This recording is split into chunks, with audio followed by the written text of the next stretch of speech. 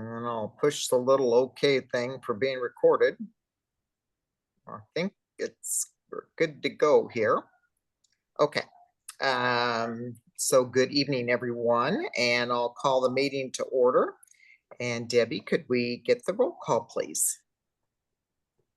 Commissioner Roller. I'm here. And you're in. I see her. What would you say? Van Buren. Oh, Jill. Okay. I see Jill too. She must be struggling with her. I'm here. Oh, there she is. Hello, Jill. Hello. Canopa. Here. Anderson. Here. Belatico. Here. Thompson Graham. Here. Stone Road.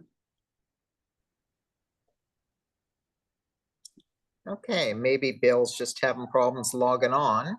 You do have a quorum. Okay, thank you. Public comments. Is there anyone here this evening that would like to make a public comment?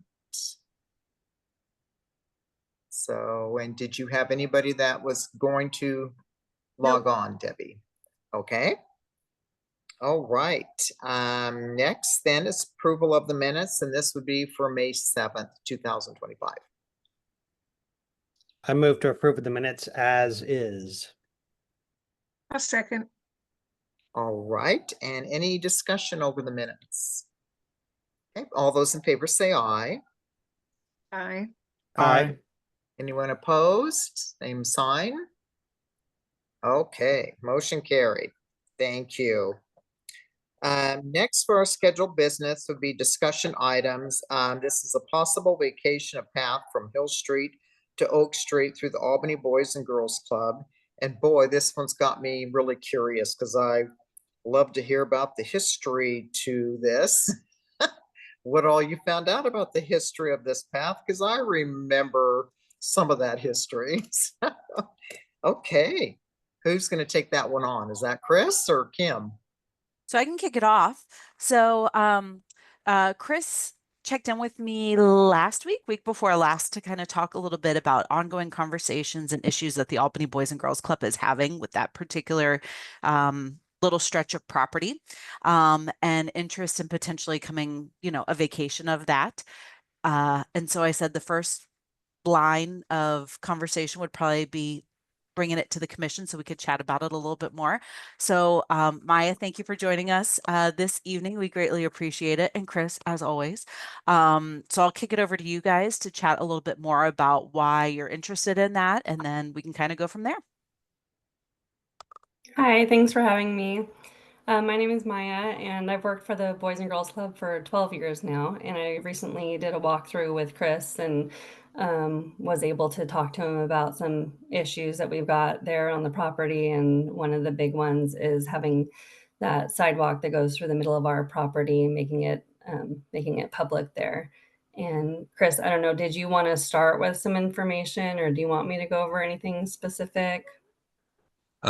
If you want to go over kind of what your group has seen, like the changing over the years, and then I have all the statistics on crimes and stuff like that I could go over afterwards.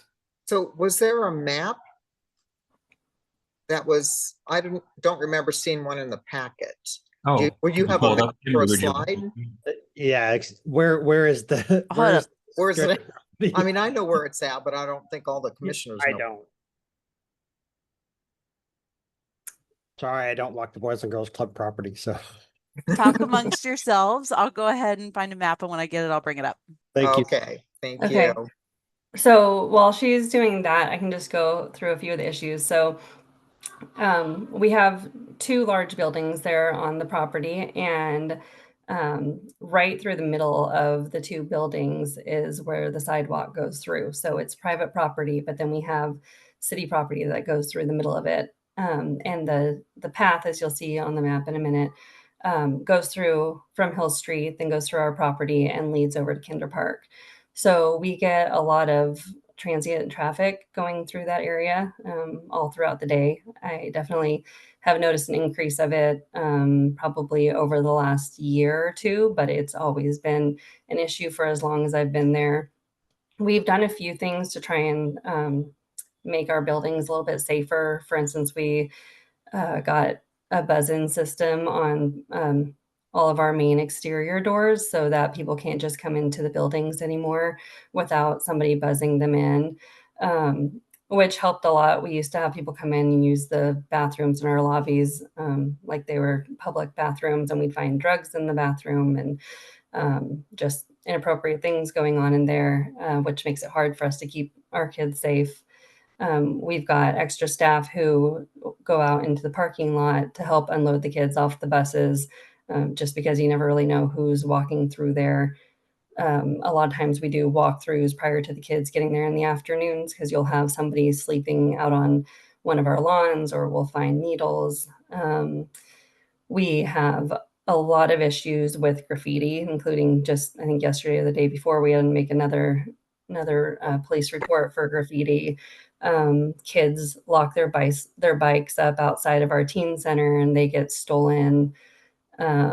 We had, not too long ago, we had a woman overdose right outside of the teen center, right by the main doors.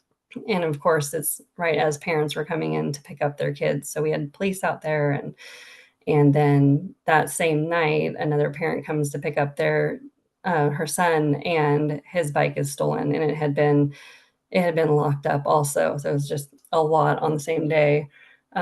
Recently, in the past few months, we've had one of our club vehicles, the gas tank was drilled into, and they stole the gas from that vehicle, and we had to spend $1,200 to get it repaired.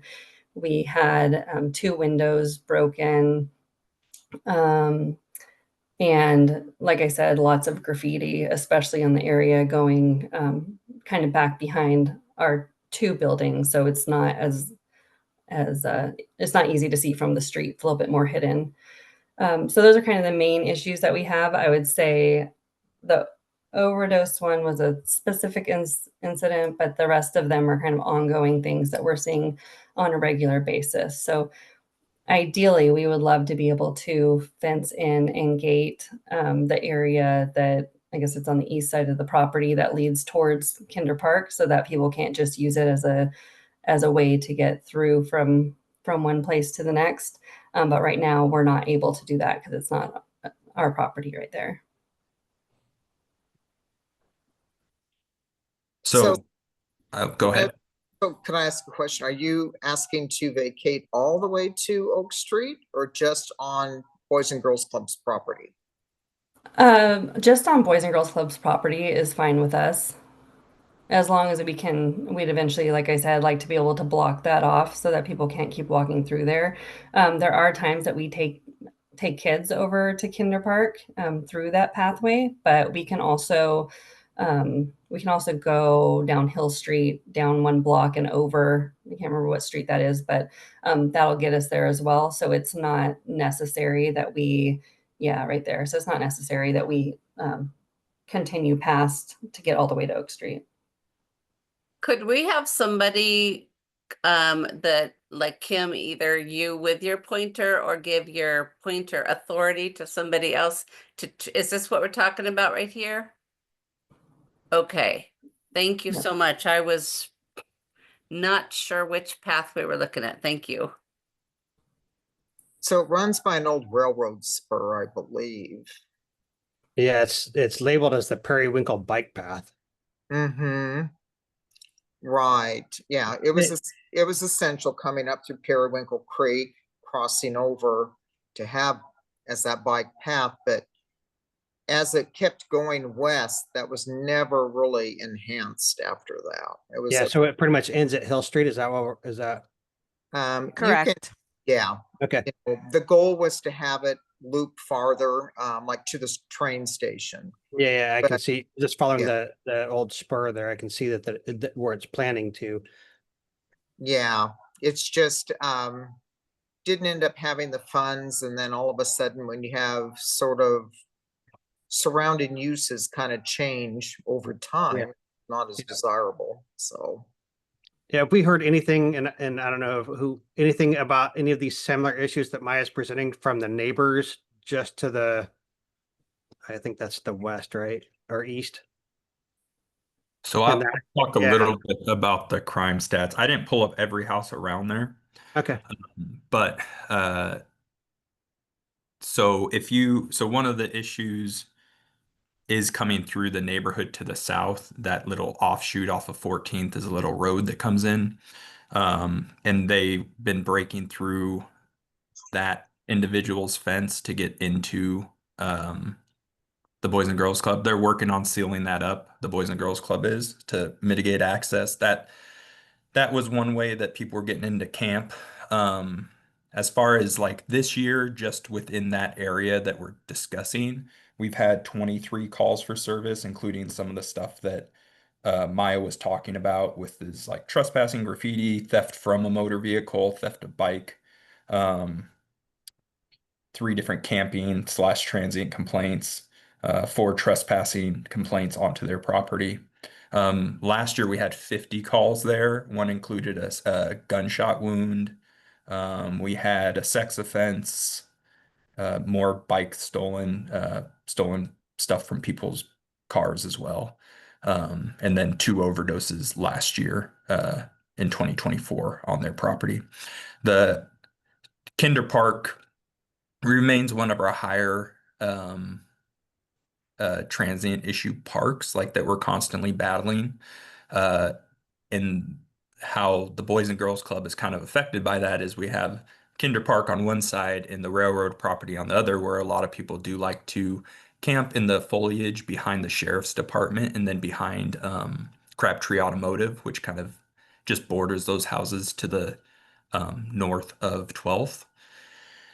And then they continue on to go to where our shelters are, off of Jackson Street there. We have Chance and Helping Hands. So it's kind of an easy throughway that they could take that railroad property on the other side to get to where they're needing to go. When you look at that area that has been in the past one of our higher crime areas, specifically more like 13th Hill and Queen, like that was a huge issue. We've addressed those, but some of them have stayed because that wasn't what was affecting it. It was other areas such as the throughway here. So I didn't even know this part was owned by the park. So when I found out that that was, is immediately kind of just like, okay, why is this here? Yes, it says Periwinkle Bike Path, but it goes nowhere. I always assumed Periwinkle Bike Path went up north behind Lowe's, and continued that way. So that was just surprising. And I was just trying to find solutions for those issues when we're talking about, when here at the PD, when we talk about vulnerable populations, it's always, children, elderly people, disabled people. So when it falls into that, try to find a change that we could bring, is always the goal to hopefully protect those classes. Yeah, I guess my question, Chris, and I agree with your thought there because it ends nowhere. And I understand, Sharon, that it was supposed to continue on, but it's not. I don't know if the city, we have any plans to do that. I have never seen it in any of the 5-year plans, 10-year plans.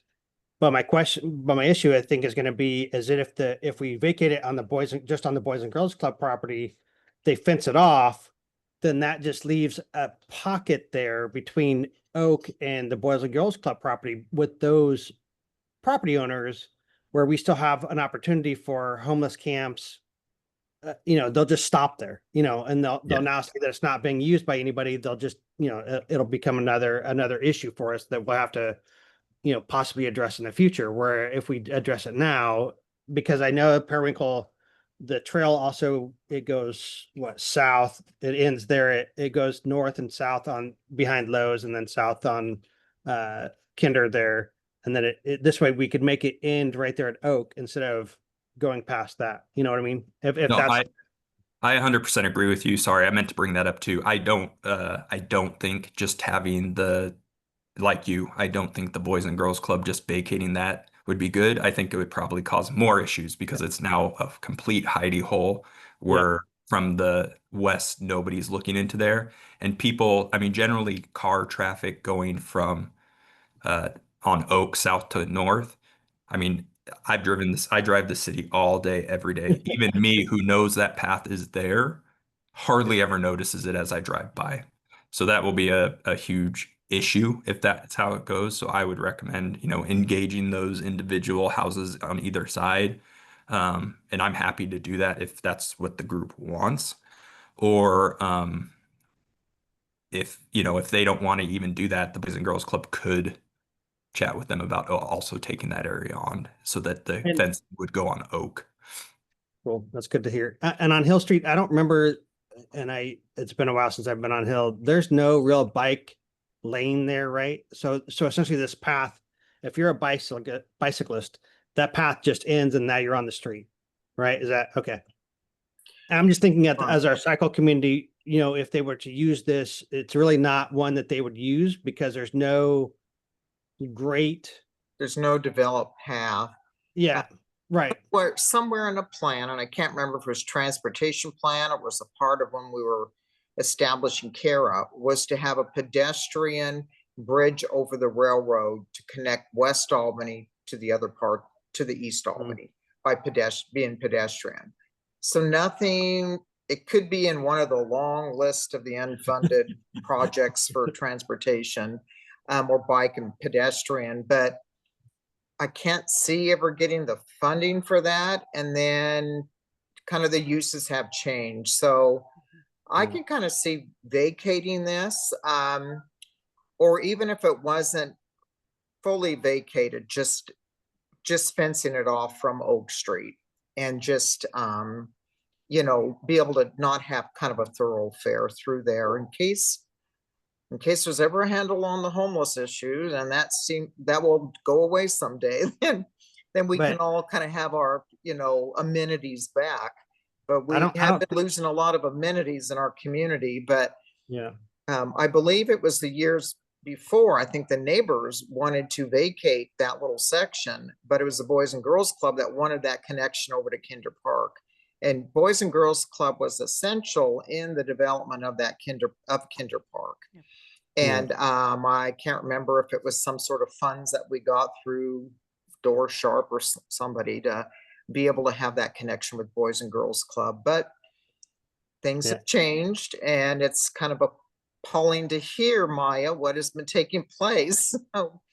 So it looks like there is a problem and need to come up with a resolution. So, Yeah, Sharon, I understand the fencing part, but I think if we don't vacate it, then the city still has liability for anything that happens in that area. And that's where I think we would, because if the Boys and Girls Club, fences it off and somebody climbs that fence, gets injured, it's the city's responsibility.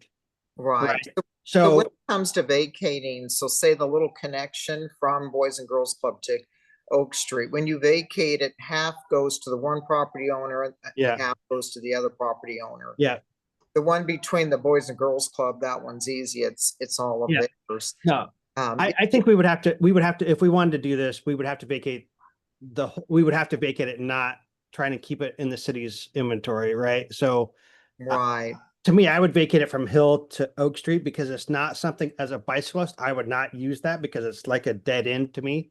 Yeah. And even as a pedestrian, I wouldn't use it. And I agree with you. I don't think we're going to get the funding to even Right. develop that. And I think there's a better route over the tracks than that. Mhm. I'll chime in on that. On our end, I hate to say that something has no value, but this has no value to us. If we were going to extend it, it would be behind Lowe's to drive more traffic because that is a really high incident area. And in all honesty, we would snake our way somehow and get to Bowman because Bowman is where we have, sorry, my own scrolling is driving me crazy. Bowman is set to have potentially some additional improvements as part of our master plan with both, new boat ramp or non-motorized boat launch, potentially even a small playground.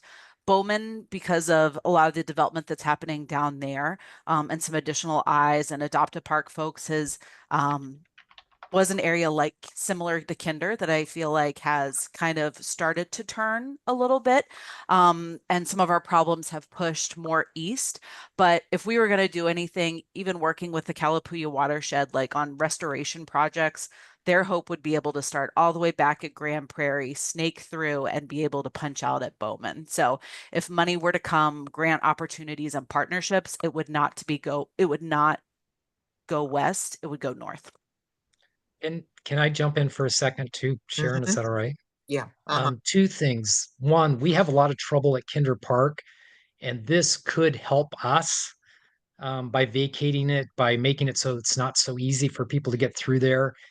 And the second thing is, at least one of those homeowners has approached us at some point about vacating that.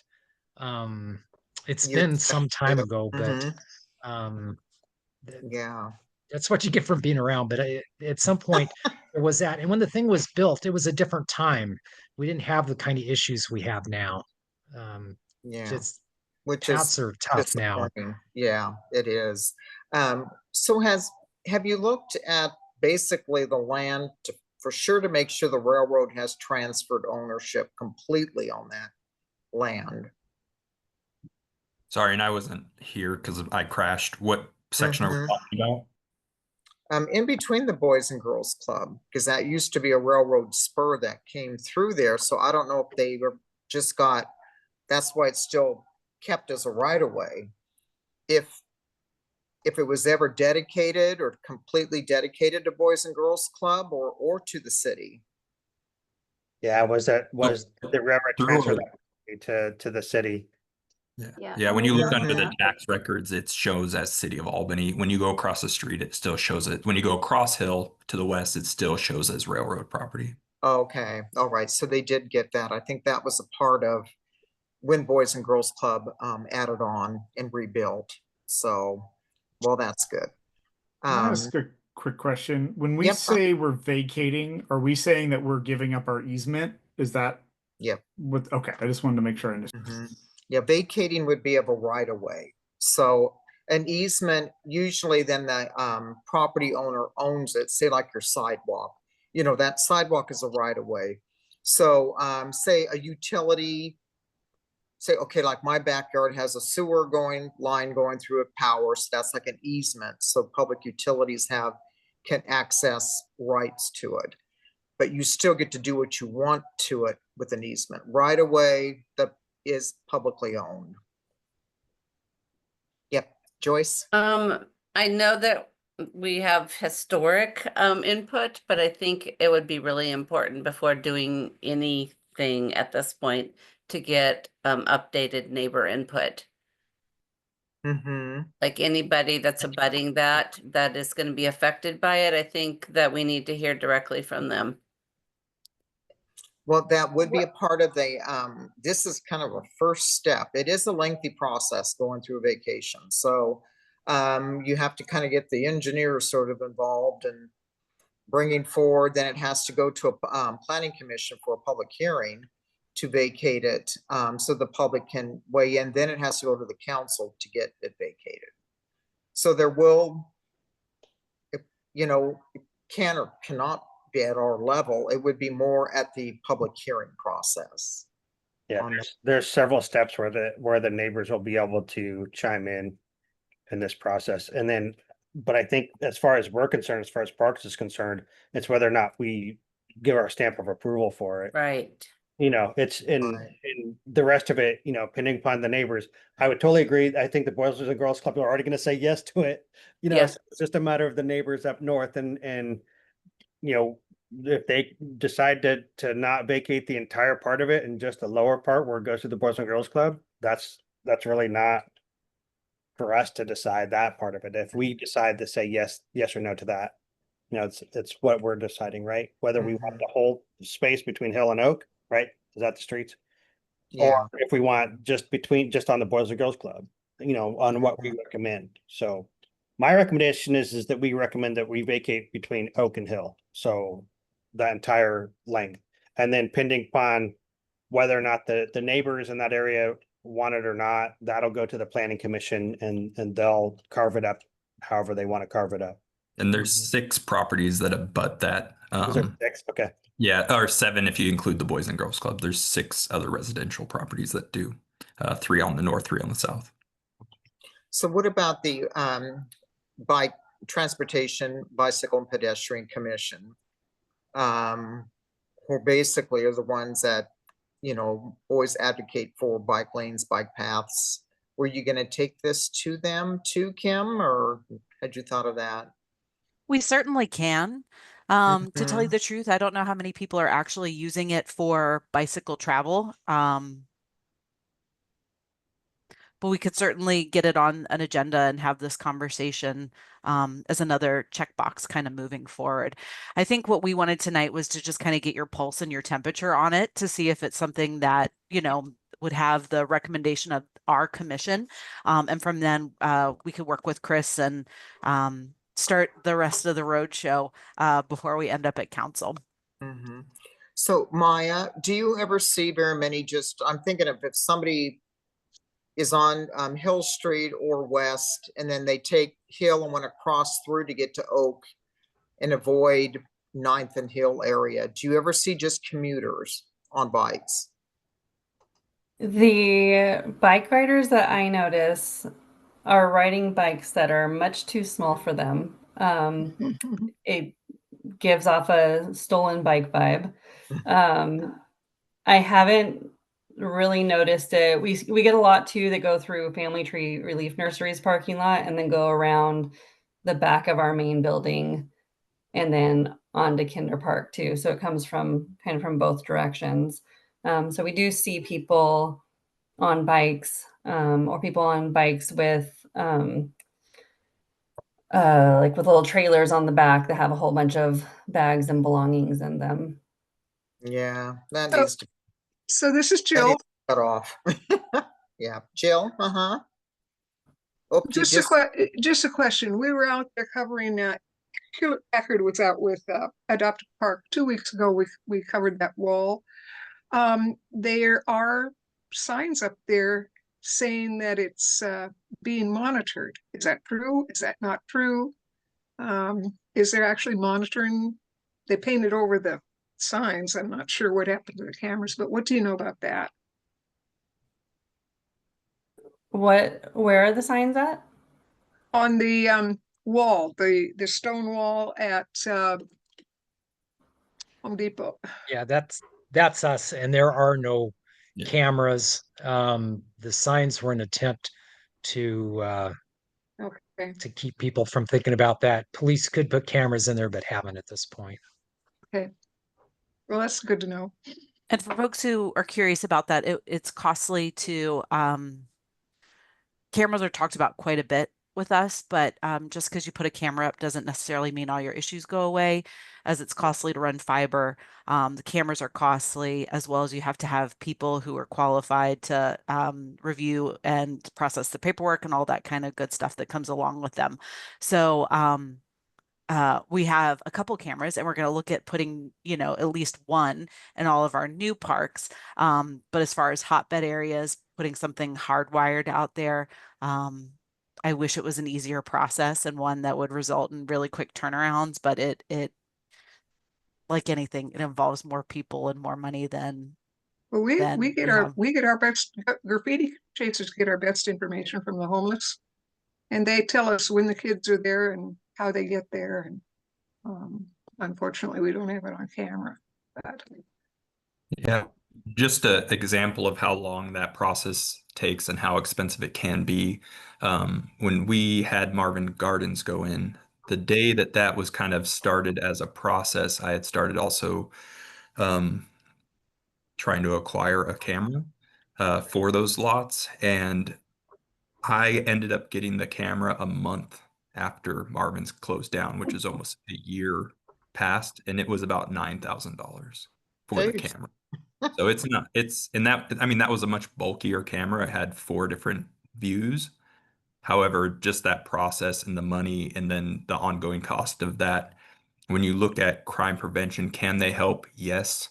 Uh, they are more of a reactionary tool than a proactive tool when you're looking at deciding how you want to address those issues. And they have to be good enough to identify their face, right? And you have to be able to have the team that could get out there if they see it going on at the time. There's a lot more that goes behind just putting a camera out. Mhm.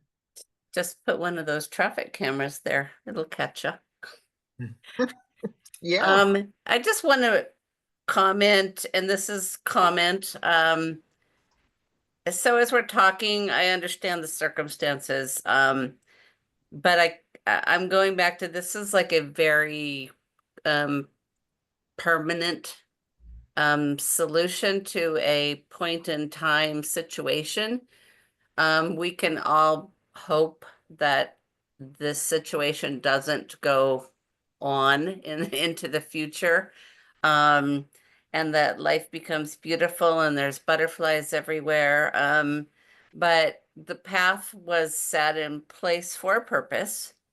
And it is, let's say, skewed from that purpose currently.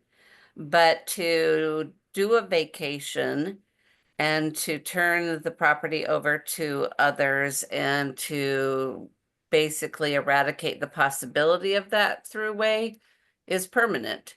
And that's not a vote on my part of for or against. I'm still really thinking about this, but it does occur to me that this is a permanent solution to something that's happening now. Mhm. Which is a good point, Joyce. I mean, it could be an option as just fencing it off from Oak Street. So just say pathway closed and see if all the issues go away. Then you're going to know that, okay, let's vacate the property then. That was a solution. If, activity continues, because still people can access from Hill Street just to, get into the parking lot, of Boys and Girls Club if it continues. So, I mean, that is sort of an option to do first. But as long as a lot of the homeless folks are they're well adversed in using the city's info hub, GIS info hub, so they can look to see wherever there's a right of way at and down to about the inch. So that probably wouldn't solve the solution for Boys and Girls Club because they could still find that old pathway there. But I don't know. I mean, Chris, do you have a solution for Boys and Girls Club as if Oak Street was just barricaded off and then try to see if it goes away? Would they be able to do a trespass at all if somebody did come on to Boys and Girls Club on the city right-of-way area? No, because then you're still running into state laws. Like if you look back and you look at like 3115 and all those things and time, place, and manner. Yes, the Supreme Court did do parts to overturn some of that. However, a lot of what that talked about was states having the right to choose. Well, the state has adopted, they codified that Ninth District Court decision. So when it comes to public property, there's at minimum, and this is if there's other crime elements as part of the camping process, a 24-hour notice before we can remove them, up to a 72-hour notice if then and there's no other additional crimes. So if they're on that space, and when you talk about this space, it's not just the sidewalk. It actually, I mean, it's quite a bit of grass as well on each. It's all the grass on both sides. Probably about 50 feet of space that technically, if they set up a camp in the middle of the two buildings, we liability wise would have to let them stay there until the proper noticing takes place. If it's on private property, we could remove them for trespassing immediately, and the property owner could deal with the stuff as once they're gone. But yeah, it's a different system when it's public property. Right. And Joyce, if I might respond, I feel like Kim talked about how there isn't a lot of value in it to us, and as I'm thinking about like Parks and Recreation being for the purpose of the people of Albany, it doesn't seem like that space is serving Albany in the current or near future, and holding on to it for the just in case. I don't know that that is serving the people of Albany well. It might That's also help the- sorry, I didn't mean to cut you off. It might also help to understand. So when I was going through that Marvin's Gardens process, I'm assuming everyone understands when I say Marvin's Garden what it Mhm. was. So if you don't, please let me know. But when I was going through the whole Marvin's Garden process, one of the things that I did was reach out to the railroad company there, where this path, if we wanted it to continue through, would go through. And I got up to the highest of people that decide on their property, and they were like, absolutely not. You are not having that piece of land. So that's another hurdle we would have to overcome if you wanted to continue that path across the street, is convincing the railroad, which I don't know if you've ever talked to the railroad. They're pretty hard to convince on anything, of taking that land to finish that out. Mhm. That'd be another thing to consider. Mhm. the Yeah, the other thing I wanted to add, and again, I feel like this is an important discussion, but it's also in some ways at odds with other parts of what the city's doing. I'm thinking about all of the work done toward walkable, toward green spaces, towards I can't think of the words of some of these public comment and committees, but Albany is verbalizing a lot that it wants to be more bike friendly, more walk friendly. And given every single issue that we're talking about, this still removes one component of that. So that's all I'm saying, is all of this is part of, like, there's a clear problem, but all of this is surrounding it as well. And you're 100% correct. I like the devil's advocate. Government and any choices in life are hard to make, because there's positives and negatives about all of them. Is this the absolute best thing to do? We won't really know until it happens, I guess. However, when I go around the city doing my job and working with my unit on their task, we do run into a lot of things where we come into these plots and we're like, why the heck do we own this? Like, it's been there for how long? Uh, Hill and Oak, in my opinion, I've lived in Albany not as long as some of you, but almost 20 years now. And Hill and Oak are spaces that people could easily go up. And I did look when you had the question about the bike lane on Hill, and there is a bike lane on Hill on both sides. Um, when you look in other areas of the town, if we were to cut this off, people would have to travel, 700, 800 feet to cross over. Where here they don't. There's a way through on the north and a way through on the south through streets. So that pedestrian traffic could still occur. It's just not on a park path. Mhm. But I love the devil's advocate, because that's only way you kind of work out the details of if it's actually beneficial or what, people aren't thinking the same all the time. Well, and something that you just said, I think, is helping me get closer to having an opinion. And that really is, we won't know until it's done. So I think I'm leaning toward a temporary solution rather than the full-blown vacate, fence, everybody goes away, this is no longer ours. But still ruminating.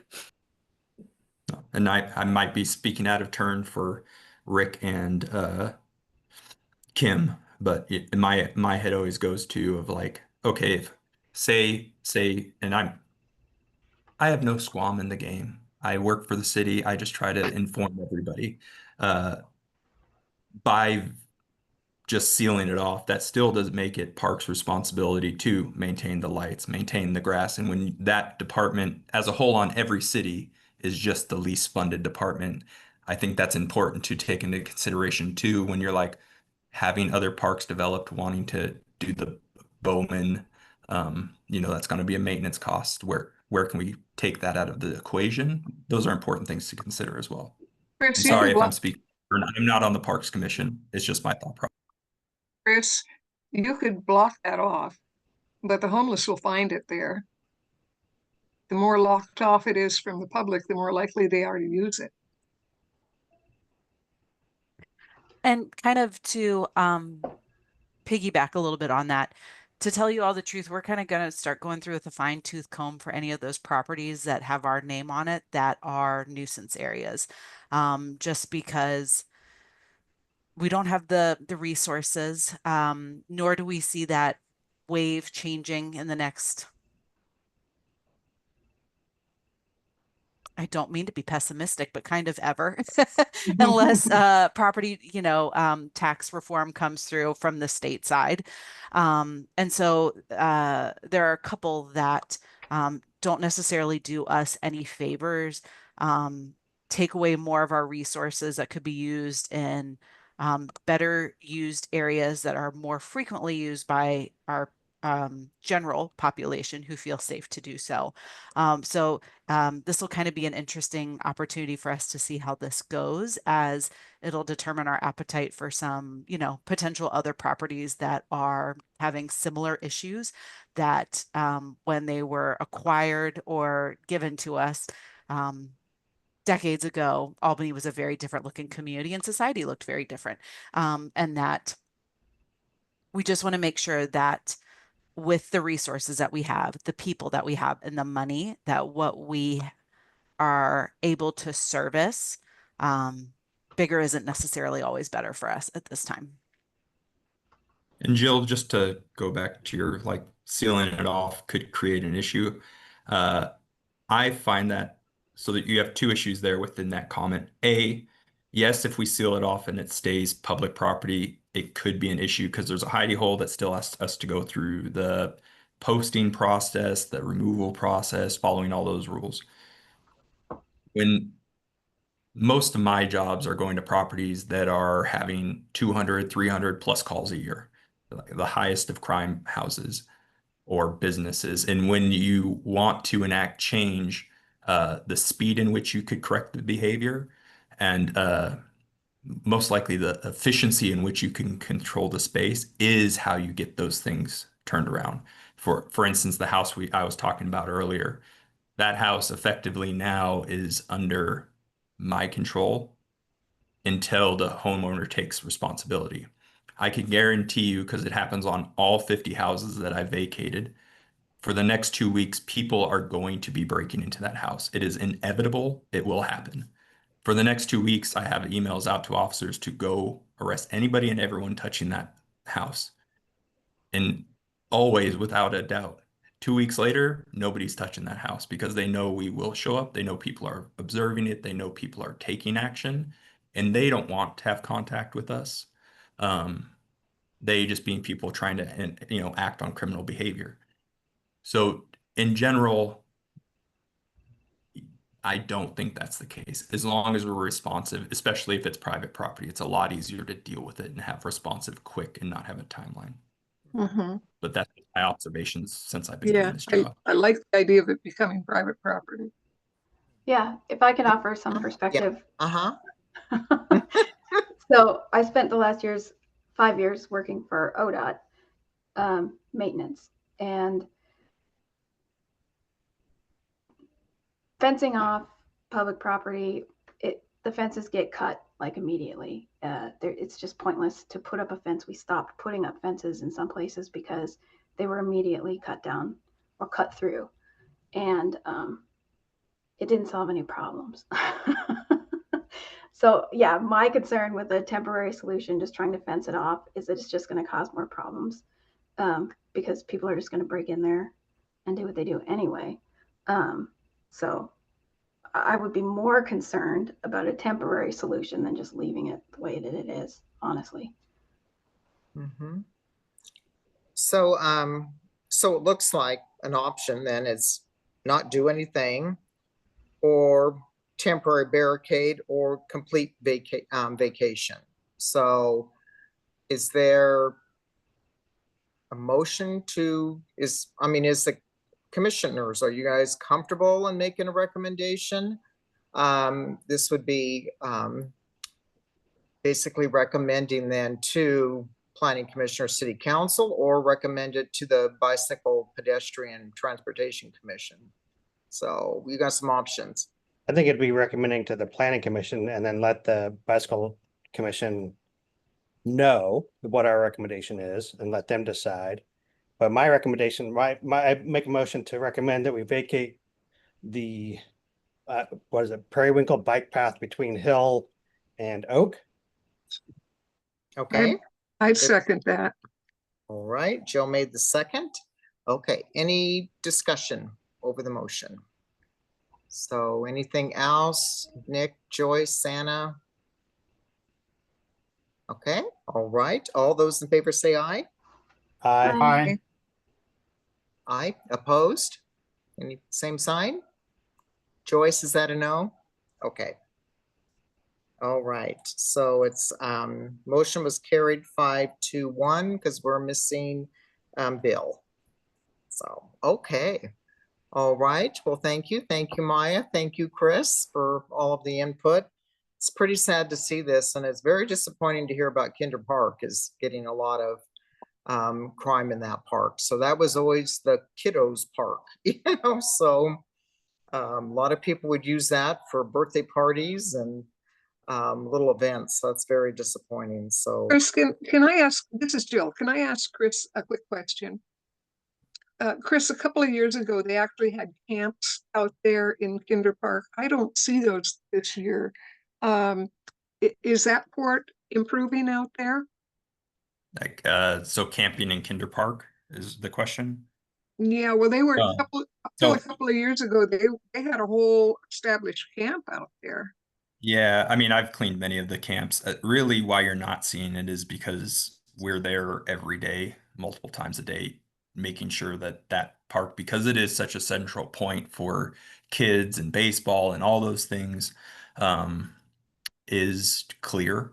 I mean, my unit is out there, different people every day. So they are still setting up camps. We are just there making sure that they don't become established. At the end of fall, we took away about 15, 16 yards of trash out of behind Lowe's.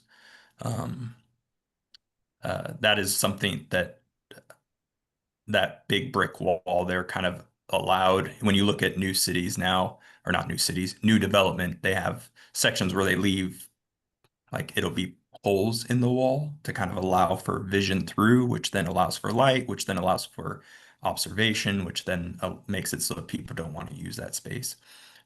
We've looked at other things, but with the water space there, it's just going to be a little bit of a tighter issue figuring out how to solve that. But no, the reason it would still be there if we weren't actively there, just hammering away at it all the time to make sure that the park's okay. So it is working. Thank you. yes, thank you.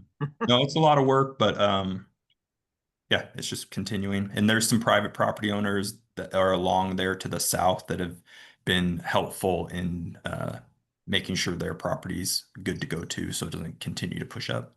We did, I don't know if they shared this at one of the thing. Did you share how many carts we pulled out of there? Out of the yeah. So we did Periwinkle, well, Parks, and I think we helped a little bit Periwinkle Creek. We pulled carts out of there, and it was 176 carts. Shopping carts. We're Adoptive Park is doing an annual Periwinkle Wade. Yeah. And last year, I think they pulled out about 50 carts. Some of them were so rusted because nobody had gotten into that area. It was on the other side of the freeway. That's appalling. So be on the look. I'm working on a code for carts that I've seen multiple cities enact that require stores to put in locks if they don't want to engage in other services. So hopefully that'll put a dent in that, because 176 carts in that area is obviously not what anyone wants, and definitely when you're walking that path, you don't want other If citizens to see I was that. gonna say, Adoptive Park can help you with that, Chris, let us know. yeah, there's We'd like technology now that Absolutely.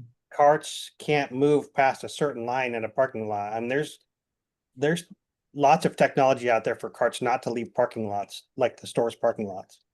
And, Yeah. and I've experienced it because I used to work for Walmart and Sam's, and I've experienced those carts and them testing it. And I always wondered why why the wheels locked up as soon as I got to a certain spot, and it was happened to be that the line was not placed correctly in their parking lot. But yeah, so it shouldn't Wow. be. And these carts are out there and they exist. I know carts are expensive, but they Mhm. need to transition those.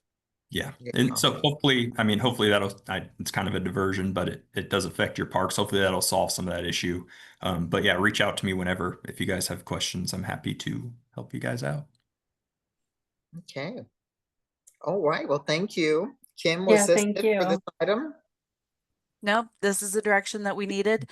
Okay. Chris and Maya, thank you for your time tonight. Feel free to stick around if you're interested in the rest, but if not, go enjoy your families and or work.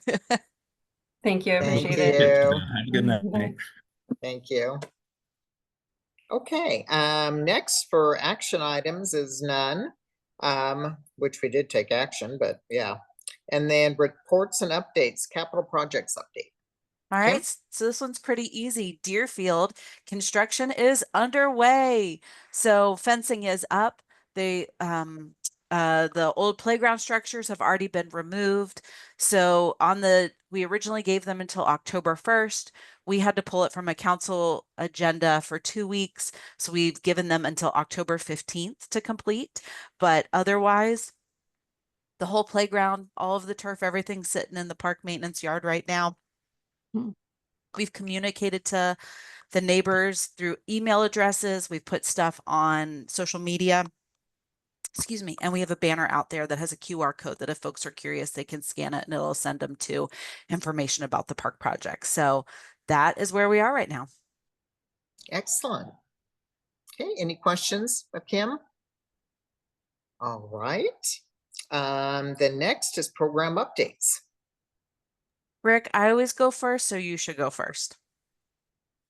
Okay, I'll keep it short. One thing that I'm going to steal some of Kim's thunder is Lehigh Park. The fence is going down from the playground tomorrow, so she's going to put a Facebook announcement or something out.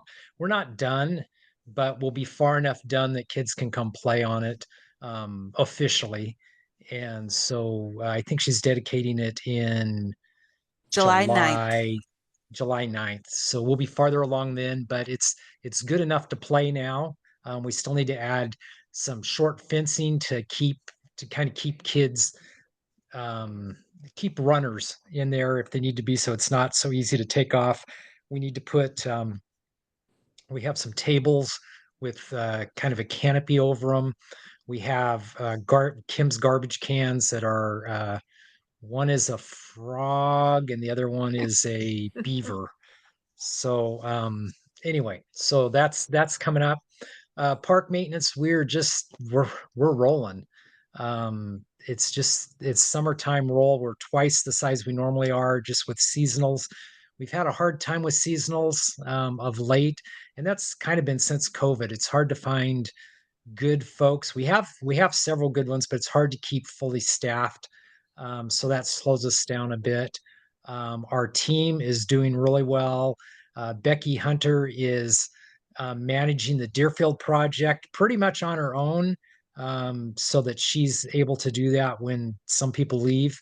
And then Francisco, he's got his flowers in. He's been short-staffed, a guy, but he is got his flowers in. If you happen to go to Waverly Park up by the restrooms, he redid that over the winter and it looks wonderful.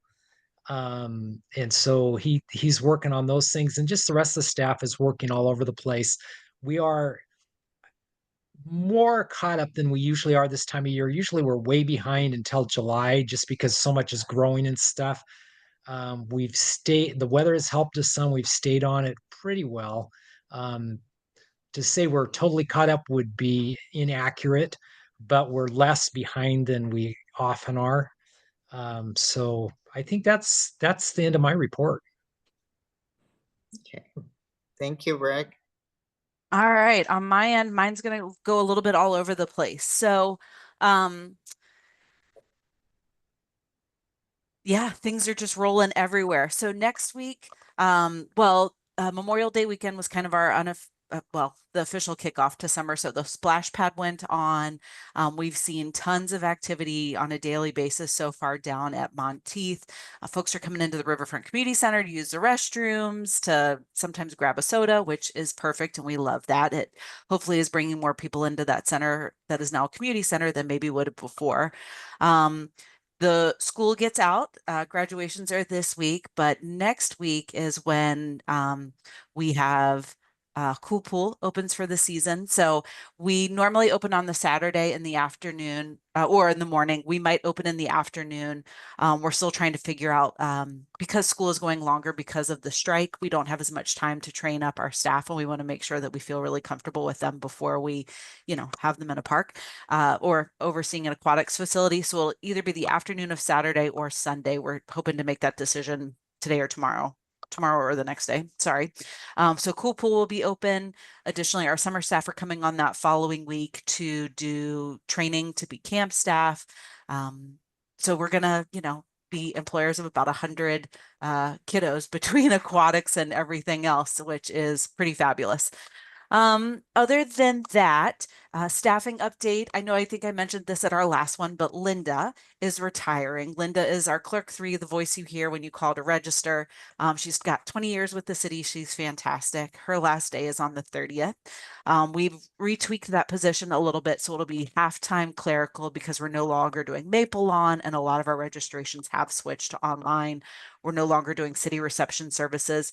So it'll be half-time administrative and about half-time programming, and trying to figure out some additional ways to engage our public and program our spaces. So a lovely, she's an alum. Clarissa was actually on the park seasonal crew for several years. So she's going to come in and be our new recreation assistant. She'll be located down at the RCC. She comes on June 16th and will work alongside Linda for 2 weeks, and then hopefully just feel so empowered and ready to go that everything's going to be fine moving forward in July. As far as events go, the work that's happening down at Monteith, if you haven't gone down there, the brickwork is beautiful. There's more bricks and pavers are there. So I'm anticipating they're going to let us know pretty soon that they're going to need to close down the entrance to the park again so that they can work on the stretch between Washington and Ferry. The goal is for all of that to be completed through the Ferry intersection by our first River Roller concert, which is on July 8th.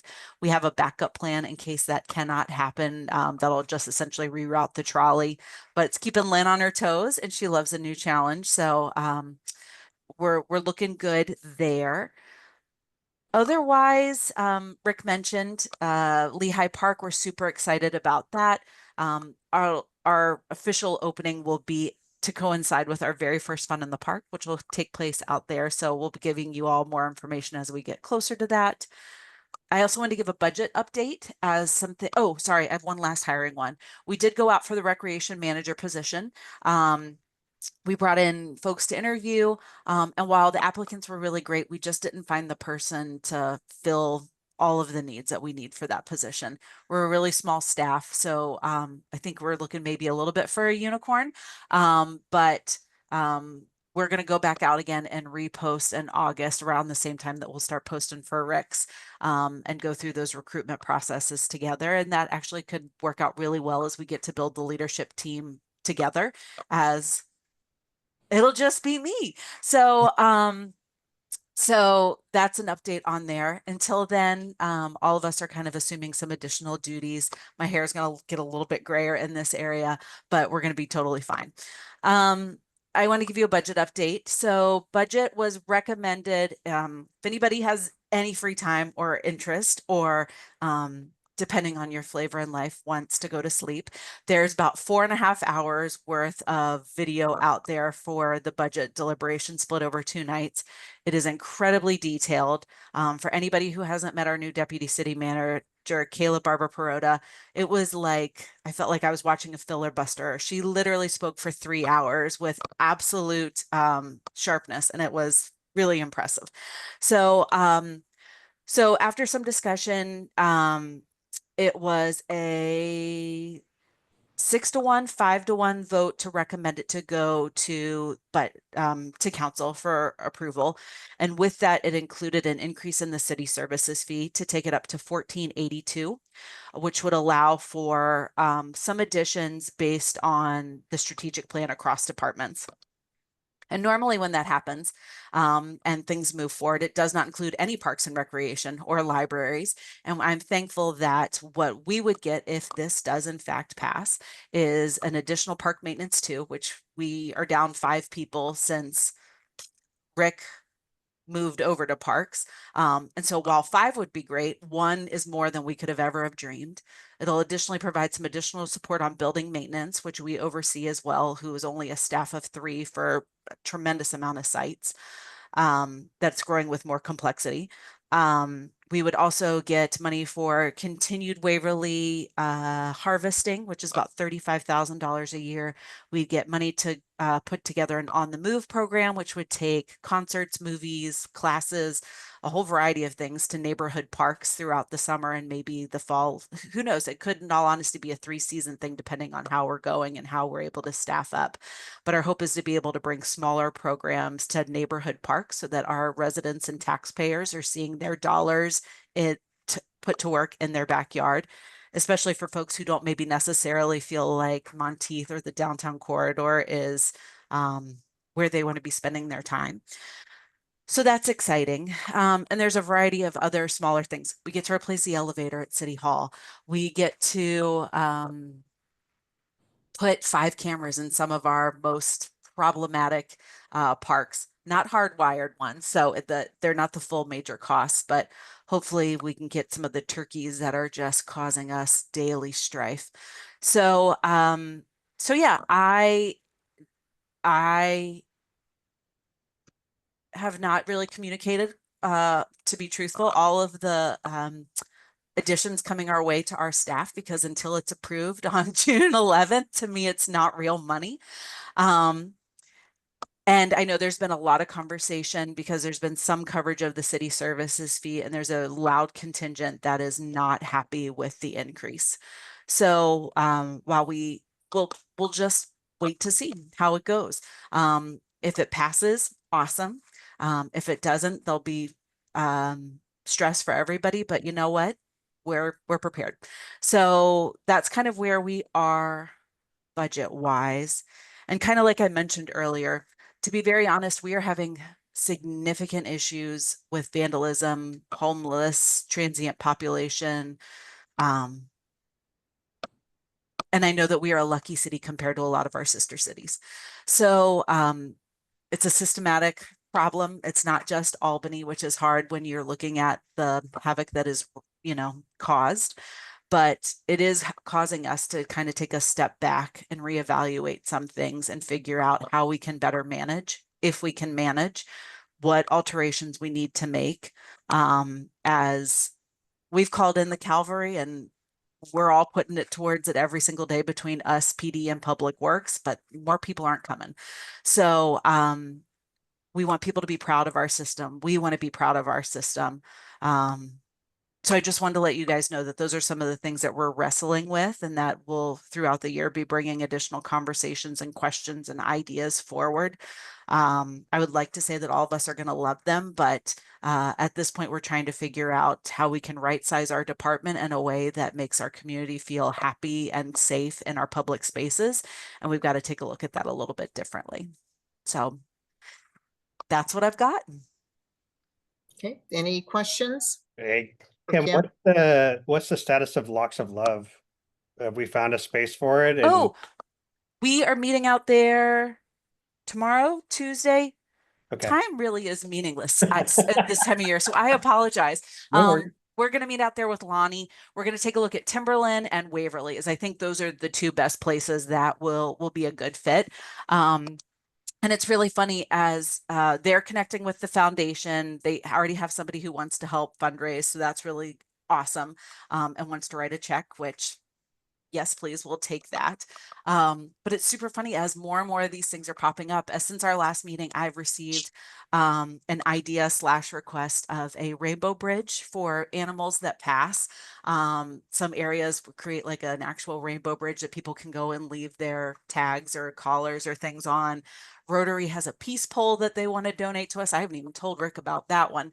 So I love this community interest in adding additional elements to our parks. We just need to make sure that we can maintain them and keep them safe. So forthcoming, hopefully by our July meeting, we'll have a location pinned down. We're going to meet on site either tomorrow, between now and the end of next week.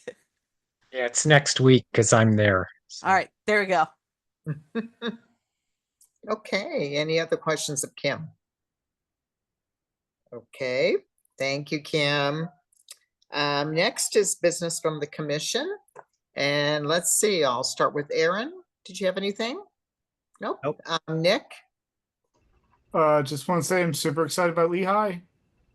Great, it's wonderful. Anna? Nope. Nope. Joyce? Agreed. I went by Lehigh and it looks super exciting. Oh, that's excellent. And Jill?